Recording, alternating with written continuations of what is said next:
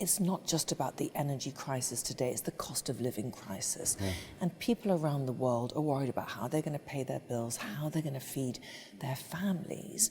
So do you think the environmental question will not be a priority for them? The beautiful thing here is that they're the same thing. Right? Our energy bill crisis is a fossil fuel crisis, and the answer to it is renewable energy. To be energy independent in green energy means we don't have the problems that we're seeing in the world today. This year, we will spend as a nation £150 billion on our electricity bills.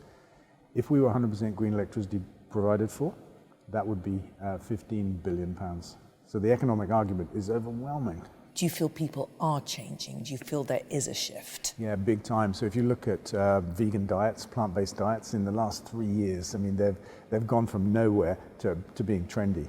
And for lots of good reasons, and so that's encouraging. I think the climate crisis is front and center.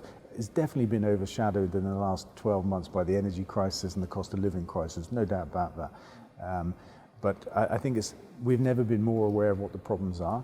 We just got to break through in terms of the solutions, because there's still an element of the right-wing press that says we can't afford green energy and green stuff, right? But the opposite is the case. We can't afford not to do them. You've also said that, quote unquote, we give way too much power to super rich people like Jeff Bezos and Elon Musk.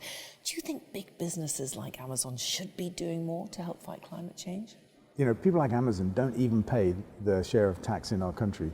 They come here and they take advantage of our economy. All of the taxpayers' money that educates people, provides jobs, which provides earnings, which are spent with Amazon, they don't pay tax. They compete unfairly with the high street, which has had all kinds of problems in our country. So it's like a new Wild West, the digital economy, and governments around the world haven't got hold of it. Talking about businesses, the concept of greenwashing, who, in your opinion, are the biggest perpetrators? Yeah, it's everywhere. But you know, I take it as a good thing. People say to me, oh, there's greenwashing, it's a bad thing. And I say, do you know what? It's not a bad thing, because 10 years ago, these companies that are greenwashing today didn't care, right? Now they care. They see that they have to do something, and so they greenwash. I say that's progress. I've seen it before.